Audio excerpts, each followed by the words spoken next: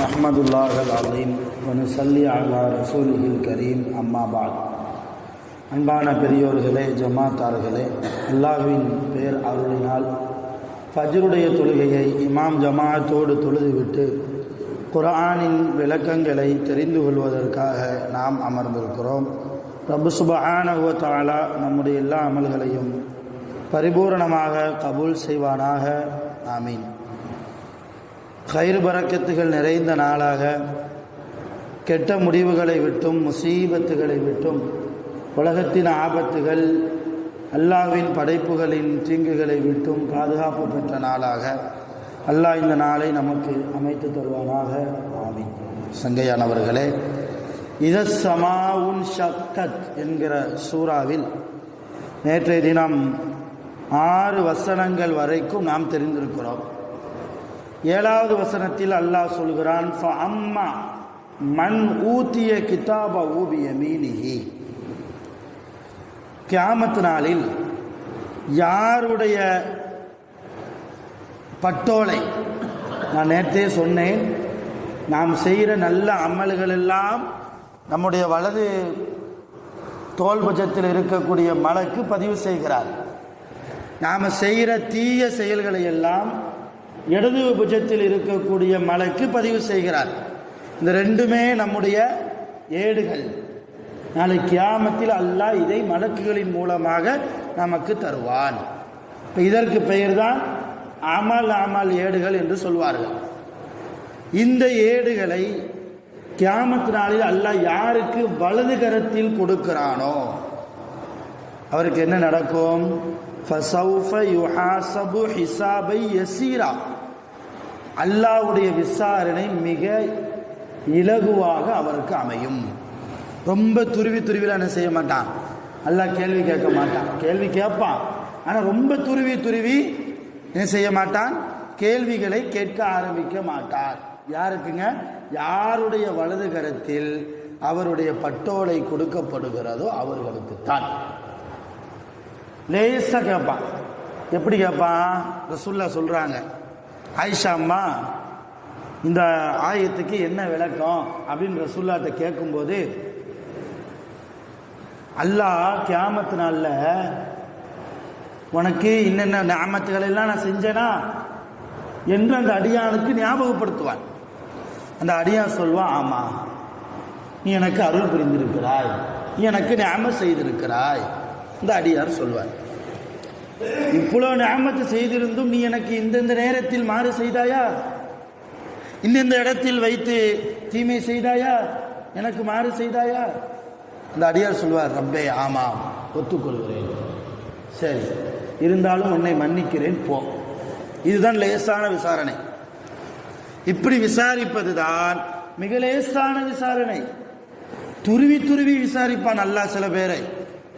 யாருக்கு கியாமத் நாளில் அல்லாஹ் துருவி விசாரிக்க ஆரம்பித்து விட்டானோ அவர்களுடைய கியாம வாழ்க்கை நரகத்திற்குறித்தான வாழ்க்கை என்றார்கள் நபிகள் நாயகம் ஸல்லல்லாஹு அலைஹி வஸல்லம். ஆக அல்லாஹ் நம்முடைய விசாரணையை லேசாக்குவானாக. துருவி விசாரிக்காமல் அல்லாஹ் நம் அனைவர்களையும் முழுமையாக பாதுகாப்பானாக. நம்முடைய பெற்றோர்களை, நம்முடைய மனைவிமார்களை, நம்முடைய பிள்ளைகளை, நம்முடைய சந்ததியினர்களை, அனைத்து மக்களையும் அல்லாஹ் அவனுடைய விசாரணையின் கடுமையை விட்டும் பாதுகாப்பானாக. அருமையானவர்களே, அப்போ வலது கரத்தில் பட்டோலை கொடுக்கப்பட்டால் அல்லாஹ்வுடைய கேள்வி கணக்கு லேசாக அமையும். அவர் என்ன செய்வார் தெரியுமா? வயன்கலிபு இலா அஹ்லிஹி மஸ்ரூரா.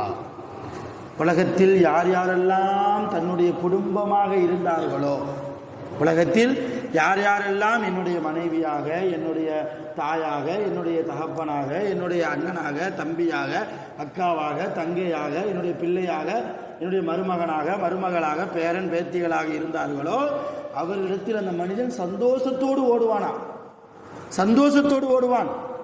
அல்லாஹ்வுடைய விசாரணை எனக்கு முடிந்து விட்டது, என்னுடைய வலது கரத்தில் அல்லாஹ் என்னுடைய பட்டோலையை தந்து விட்டான், அவன் துருவி என்னிடத்தில் கேள்வி கேட்கவில்லை, நான் ரொம்ப மகிழ்ச்சியாக இருக்கிறேன் என்று சொல்லி உலகத்தில் தனக்கு குடும்பத்தார்களாக இருந்த அந்த மனிதரிடத்தில் போய் இப்படி பேசுவானாம். இது ஒரு சில மனிதர்கள். அடுத்து அல்லாஹ் சொல்கிறான், அம்மா மண் ஊத்திய கிதாபகு வரா அல்-லஹ்ரிஹி. சில பேருக்கு அந்த பட்டோலை கொடுக்கப்படும். எப்படி? வரா அல்-லஹ்ரிஹி, அவனுடைய முதுகுக்கு பின்னால் நின்று கொடுக்கப்படும். முதுகுக்கு பின்னால் இப்படி வாங்குற மாதிரி இருக்கும். வலது கரத்தால் கொடுக்கப்படாது, அவர் வலது கரத்தால் வாங்கவும் முடியாது. முதுகுக்கு பின்னால் அவருடைய இடது கரத்தில் வாங்குற அளவுக்கு மலக்குகள் வந்து கொடுப்பார். அதை வாங்கணும்னு அவர் என்ன சொல்லுவார் தெரியுமா?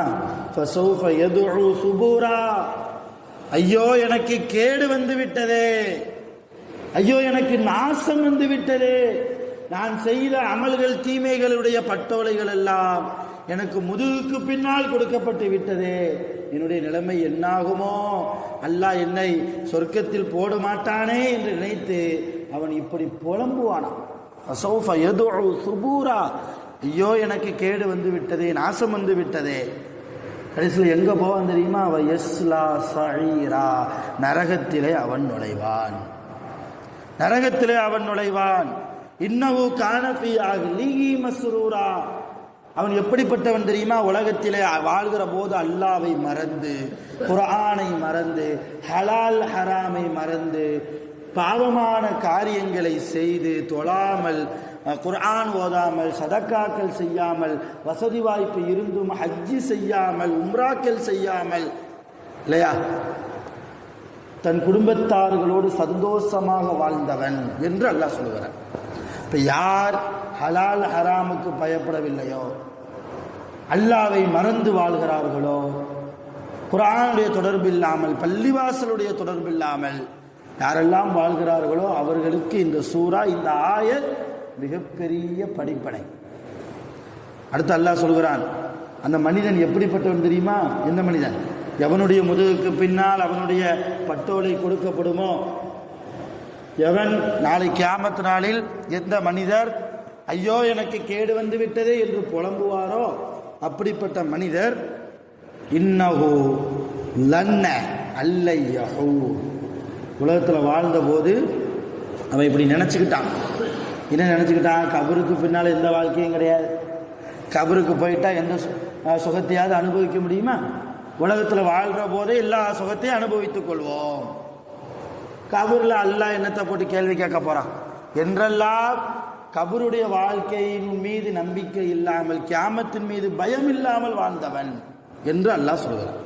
பலா, அல்லாஹ் சொல்கிறான், பலா, ஆம், இன்ன ரப்பஹு கான பிஹி பஸீரா, அந்த மனிதனை அல்லாஹ் கண்காணித்து கொண்டே இருந்தான். அவன் என்ன செய்கிறான், எப்போ எந்திக்கிறான், எப்போ தூங்குறான், எங்கே போகிறான், யாரிடத்தில் பேசுகிறான், என்ன வார்த்தையை பயன்படுத்தி பேசுகிறான், என்ன செயலில் ஈடுபடுகிறான், அவன் தொழுகிறானா, நோன்பு வைக்கிறானா, எனக்கு பிடித்தமான காரியத்தை செய்கிறானா, நான் அவனுக்கு கொடுத்த நியாமத்துகளுக்கு எனக்கு அவன் நன்றி செலுத்துகிறானா, இதையெல்லாம் அல்லாஹ் உற்று நோக்கி கவனித்து கொண்டிருக்கிறான் என்று அல்லாஹ் குர்ஆனிலே சொல்கிறான். அடுத்து சில விஷயத்தை அல்லாஹ் அடுத்தடுத்த ஆயத்தில் அல்லாஹ் சொல்கிறான். ஃபலா உக்ஸிமு பிஷ்ஷஃபக், ஃபலா உக்ஸிமு பிஷ்ஷஃபக். ஷஃபக் என்றால் இந்த சூரியன் மறைகிற போது செம்மேகம் ஏற்படுமா இல்லையா, அதுக்கு பேர் தான் ஷஃபக். அல்லாஹ் அந்த செம்மேகத்தின் மீது சத்தியமாக, வல்லைலி வமா வஸக், இரவின் மீதும், அந்த இரவு எதையெல்லாம் சூழ்ந்திருக்கிறதோ அப்படிப்பட்டவைகளின் மீதும் சத்தியமாக, வல் கமரி இத தசக், பரிபூரணமான சந்திரன் மீது சத்தியமாக, ல தர்கபுன்ன தபக்கன் அன் தபக், நிச்சயமாக நீங்கள் ஒரு நிலையை விட்டும் இன்னொரு நிலைக்கு மாறி மாறி ஏறி சென்று கொண்டே இருக்கிறீர்கள் அல்லாஹ் சொல்கிறான். உண்மைதானே? கர்ப்பத்தில் இருந்தோம், தாயினுடைய வயிற்றுக்குள்ளே இருந்தோம், அது ஒரு ஸ்டேஜ், அது ஒரு நிலை. அதற்கு பின்னால் இந்த உலகத்திற்கு வந்தோம், இது குழந்தை பருவமாக இருந்தோம், இது ஒரு நிலை. அடுத்து வாலிப பருவத்தில் வந்தோம், அது ஒரு நிலை. அடுத்து திருமணம் முடிந்து பேரப்பிள்ளைகளை எல்லாம் எடுத்து முதிய பருவத்தில் இருக்கிறோம், இது ஒரு நிலை. இப்படி மனிதருடைய நிலை ஒவ்வொரு நிலையும் மாறிக்கொண்டே போகிறது. உயர்ந்த நிலைக்கு நீங்கள் போய்கொண்டே இருக்கிறீர்கள். இறந்ததற்கு பின்னாலும் கபருக்கு போவோம், கபரிலே நல்ல வாழ்க்கையா கெட்ட வாழ்க்கையா என்கிற 2 நிலை இருக்கிறது. கபரை முடித்ததற்கு பின்னால் கியாமத்துடைய வாழ்க்கை. இப்படி மனிதன் ஒவ்வொரு நிலையை விட்டும் இன்னொரு நிலைக்கு தாவிக்கொண்டு ஏறிக்கொண்டு போய்கொண்டிருக்கிறான். எனவே அல்லாஹ் அந்த காஃபிர்களை குறித்து அடுத்து சொல்லுகிறான், ஃபமாலஹும், அந்த காஃபிர்களுக்கு என்ன நேர்ந்தது, இந்த காஃபிர்களுக்கு என்ன நேர்ந்தது, லா யுமினூன், அவர்கள் ஈமான் கொள்ளாமல் இருக்கிறார்களே, வ இதா குரிஅ அலைஹிமுல் குர்ஆன், குர்ஆன் அவர்களின் மீது ஓதப்படுமையானால் லா யஸ்ஜுதூன், அவர்கள் சிரம் பணியாமல் இருக்கிறார்களே, அவர்களுக்கு என்னதான் நேர்ந்து விட்டது. பலில்லதீன கஃபரு யுகذிபூன், இந்த காஃபிர்கள் இந்த குர்ஆனை பொய்ப்படுத்துகிறார்களே, அவர்களுக்கு என்னதான் நேர்ந்தது. வல்லாஹு, அல்லாஹ்வாகிறவன், அஅலமு பிமா யூஊன், அந்த காஃபிர்கள் எதையெல்லாம் மறைத்து வைத்திருக்கிறார்களோ எல்லாவற்றையும் அல்லாஹ் நன்கு அறியக்கூடியவனாக இருக்கிறான். எனவே நபியே, ஃபபஷ்ஷிருஹு, யாரெல்லாம் குர்ஆனை மறுத்து குர்ஆனின்படி வாழாமல் இருக்கிறார்களோ அவர்களுக்கு நீங்கள் சுப செய்தி சொல்லுங்கள். என்ன சுப செய்தி? பி அதாபின் அலீமின், நோவினை தரக்கூடிய வேதனை உண்டு என்று அவர்களுக்கு நீங்கள் சுபசோபனம் சொல்லுங்கள். யாருக்கு நோவினை தரக்கூடிய வேதனை கிடையாது தெரியுமா? இல்லல்லதீன ஆமனு வஅமிலு ஸாலிஹாத், யார் ஈமான் கொண்டு நல்ல அமல்களை செய்வார்களோ அவர்களை தவிர அவர்களுக்கு எந்த வேதனையும் கிடையாது.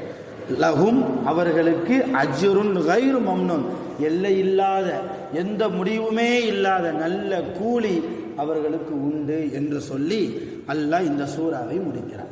அருமையான பெருமக்களை, அதிகம் நான் தொடர்ந்து ஒவ்வொரு நாளும் சொல்லி கொண்டு வரக்கூடிய ஒரு விஷயம், ரப்புடைய நினைப்பில் வாழ வேண்டும். அவனுடைய சன்னிதானத்துக்கு முன்னால் நாம் நிற்கிற போது அவனுடைய கேள்வி கணக்கு நமக்கு எப்படி அமையும் என்று யாருக்கும் தெரியாது. அது மறைவான விஷயமாக அல்லாஹ் வைத்திருக்கிறார். அது அல்லாஹ்வுக்கே வெளிச்சம். அப்படி இருக்கிற போது உலகத்தில் வாழக்கூடிய மிக சொற்ப நாட்கள் நம்முடைய ஆயுள் நாட்கள்.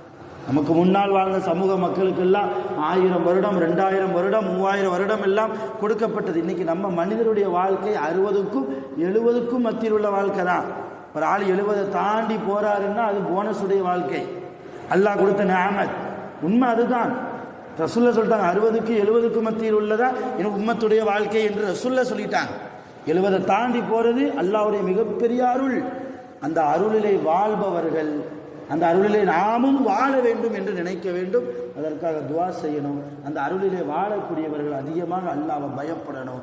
அல்லாஹ் எதையெல்லாம் ஹலால் ஆக்கியிருக்கிறானோ அதை எடுக்கணும், எதையெல்லாம் ஹராம் ஆக்கியிருக்கானோ அதை விட்டும் ஒதுங்கணும். தேவையில்லாத சிந்தனைகளை விட்டும் முழுக்க குர்ஆனுடைய சிந்தனை, அல்லாஹ்வுடைய சிந்தனை, கியாமத்துடைய சிந்தனை, கபருடைய வாழ்க்கையின் சிந்தனை, இதை பற்றியே நாம் நினைத்து கொண்டிருப்போம். வல்ல ரஹ்மான் அப்படிப்பட்ட நல்ல தௌஃபீக்கை நம் அனைவர்களுக்கும் நிரப்பமாக தந்து அருள் புரிவானாக.